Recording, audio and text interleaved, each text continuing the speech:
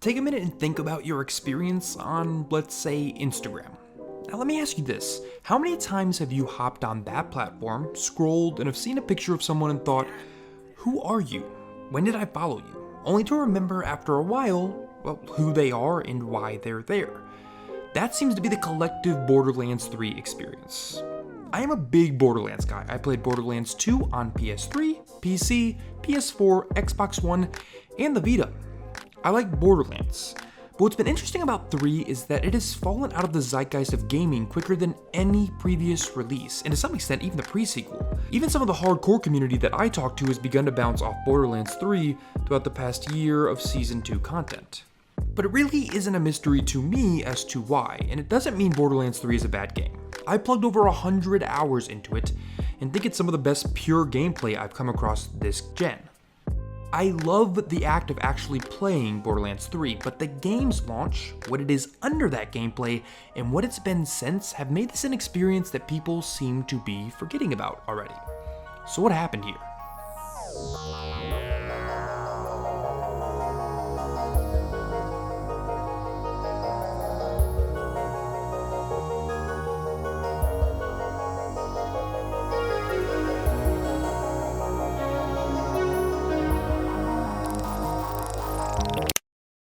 The pre-launch hype cycle for Borderlands 3 was, well, kind of a mess of mid-marketing. I think many others loved the fact that they waited to show the game until it was near finished. However, the pre-launch marketing was simply too lackluster, both in quantity and quality, but the real problem was the messaging. It was pretty clear to anyone that's played Borderlands before that Borderlands 3 looked and sounded like, well, just more Borderlands 2. Prettier, a few new mechanics, but more Borderlands. That isn't a bad thing at all. In fact, it's great. Borderlands 2 is one of the best games of last gen. The problem is that Gearbox and their marketing team didn't seem to know that. One day Borderlands 3 was being marketed and pitched as a whole new experience, new gameplay, more guns, huge world. The next day it was the same Borderlands you know and love from the marketing team. This mixed messaging ticked off Borderlands fans that wanted something new and were hoping to see the series innovate, and then it ticked off the people that wanted Borderlands to go back to its Borderlands 2 roots. The marketing and hype cycle was a please everyone attempt, which, as you'll see, will become a theme in this video, and instead it only pleased very few. However, it didn't matter because this is Borderlands. The game had a massive launch, and then things started to go downhill. Borderlands 3 did have a massive launch, 8 million copies sold in the first few months alone. Gearbox was happy, 2K was stoked, the developers were not. Gearbox has an interesting financial structure. 60% of the studio's take goes to execs, management, and Randy Pitchford. You know the guy, one of the most controversial figures in gaming. The other 40% is meant to be paid out in bonuses to the actual developers. You know, the people crunching to get the game done. Well, 2K had a rough few years leading up to this launch outside of their sports catalog. Aliens, Colonial Marines, Battleborn, there was a clear rough patch. But Randy and Gearbox management still promised that the months of crunch of Borderlands 3 would be worth it to the devs because at the end, they'd be getting big six-figure bonuses. So push on, don't give up. That was their narrative to the people working on the game. Gearbox would even use the line that Borderlands 2 gave devs enough in bonuses to buy a house. Yep, you too can live in a house if you work for Gearbox. Can't do that anywhere else. So the game launches, and what happens? Those bonuses don't come. In fact, they're cut significantly. A decision made by Pitchford upper management. So despite record sales, the devs at that time would get screwed. This made headlines everywhere. Every outlet picked up on it. It was not a good PR look after just launching your game. And it would be a bad omen in general. But now, the game is in people's hands. So what happened then? So this is likely the reason you've heard that Borderlands 3 isn't any good. I disagree with that statement, but I agree with the reasoning. Borderlands 3's story and writing are indeed a mess. What's weird is that they're a mess not for lack of writing talent, but a clear lack of audience understanding. And I really wanted to talk about this before we got to where things went south for the game post-release. There are two pretty clear and ubiquitously taught writing principles being ignored in Borderlands 3. Write what you know and always know your audience. Borderlands 3 skipped class those days. Borderlands 3's writing is this strange, angsty attempt to simultaneously make fun of and connect with today's internet-connected youth. The problem is, It isn't very good at making fun of them, and it doesn't understand anyone below the age of 30 either. The comedy here is just tired meme after tired meme. It's shot an ex-body part joke over and over. It's hipsters suck. No, wait. Hipsters are great. No, wait. Hipsters suck again. No, wait. What exactly is a hipster? It's an attempt at mass appeal that's blind to the masses and has no appeal. The problem is that even underneath that, the story isn't great either. It's once again a shot at YouTube and e-celeb culture.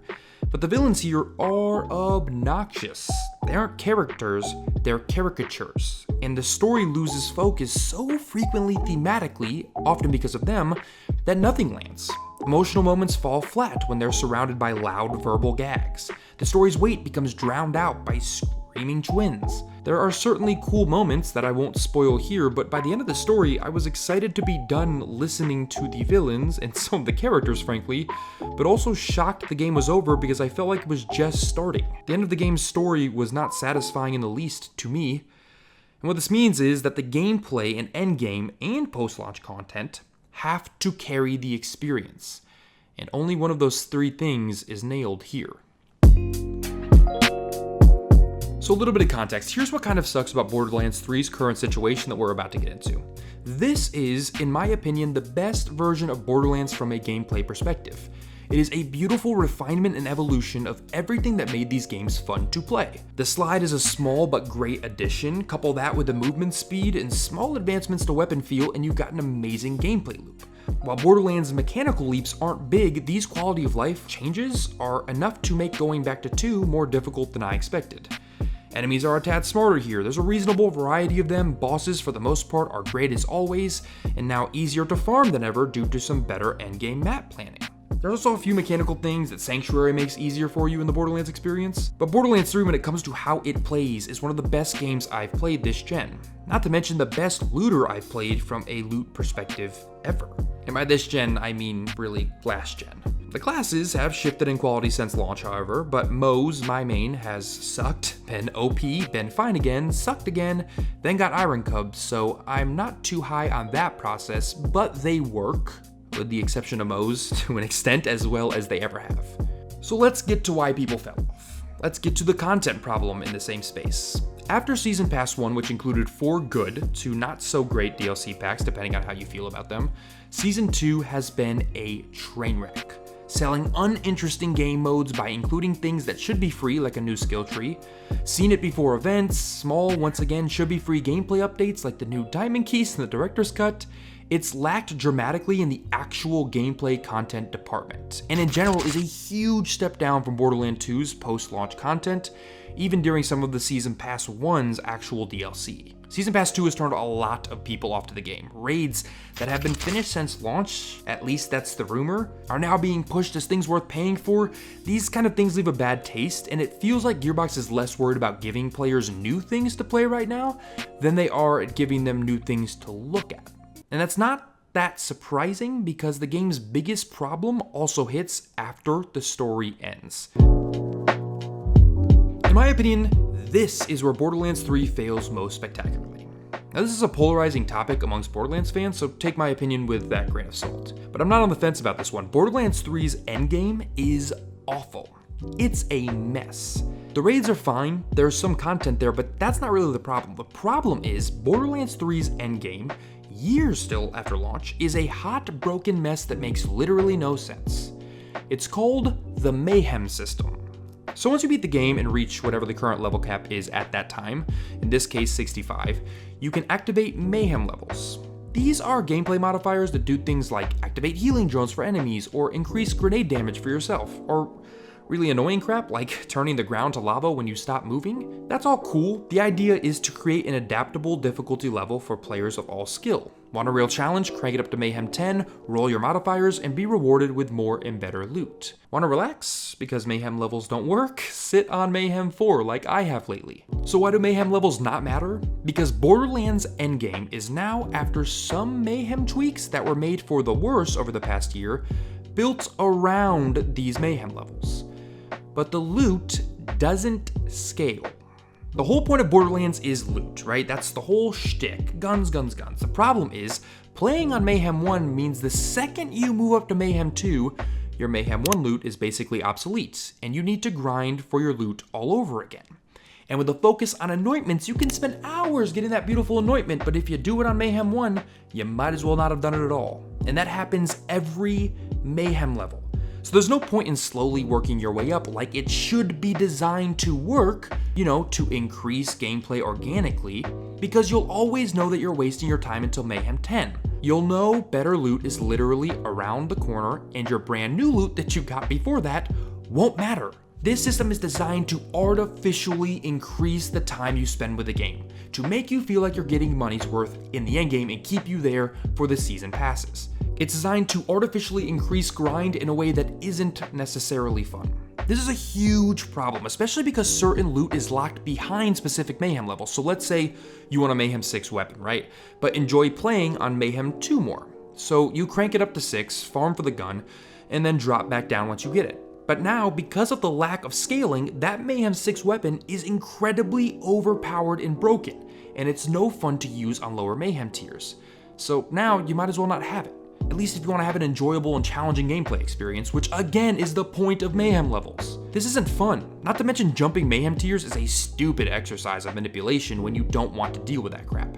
Take out your Iridium launcher, crank up to Mayhem 10, spit out a blue or purple, and boom, without playing a second of Mayhem mode, you now have a weapon that can blow through Mayhem levels 1 through 8. The Mayhem system has only gotten worse since launch, designed to appeal more to casual players who likely wouldn't stick around too long to begin with. It's Gearbox's upper management not understanding that their primary and core audience long-term is their core audience long-term, not the casual players gonna play the story and bounce. When I talk to my friends who are big Borderlands fans, like Jordan for example, about why they bounced off of 3, the Mayhem system is almost always the culprit, and it could have been so easily avoided with simple gear scaling. Just in the endgame, world tiers like this should be about adaptive difficulty, challenging you, what the Division does or the recently released Outriders, allowing you to mold the game to your liking. It shouldn't feel like a never-ending list of chores. The reality of Borderlands 3 is what's made it more forgettable than the last few games is just this chemical concoction of things that shouldn't exist in the first place. The poor and lackluster marketing, the mixed messaging before launch, the poor PR right after launch, the bad, almost brutally difficult to get through story and writing sometimes, but worse yet, the promised post-content launch and the endgame. These are things that really make up the bulk of a package. Yes, gameplay is always king, but you have to give us a reason to feel like we should keep engaging with that gameplay once the initial fun of experiencing it for the first time has worn off. You can't start on the wrong foot, continue to fall downstairs, and then finish on your face and expect people to be there for your game long term. So all this time later, if you're interested in Borderlands 3, here's what I'd have to say. It is a phenomenal gameplay experience. From a pure game perspective, it is one of the best games you can pick up and play right now. I want to see Borderlands 3 recover. I want to see this make its way back into the zeitgeist, and maybe the director's cut will do that a little bit, but that content there also appears to be quite lackluster and not necessarily worth paying the price for. And worse than all of this is that most of these decisions appear to be management decisions. They're not the decisions of the people creating the assets, the animations, the sound design. They're decisions of people that are looking to make the most money, maybe not the best game. And that's a shame because Borderlands 3 should be the best game of its kind. I just hope that Gearbox can find a way over the next year or so to dig around all the crap.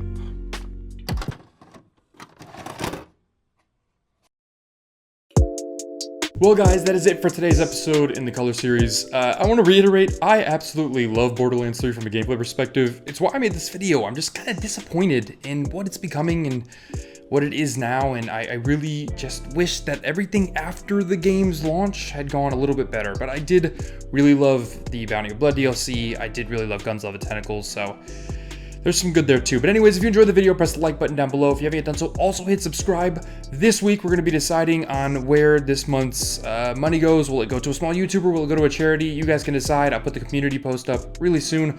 Also, hit the little notification bell. It's like the only way you're going to see any of my videos right now. because of the fact that I've been gone for a year. As you can tell, my voice goes in and out over the last year with everything that's been going on with my health. This is what I've got now. It feels like it changes every time I talk, but that's kind of where I'm at. And yeah, that's it. Hit the notification bell, make sure you don't miss any, and hopefully I will see you guys in the next video. Also, there's a playlist on the channel with all of the rest of these color series videos, so you can check that out too. And hopefully I will see you guys there.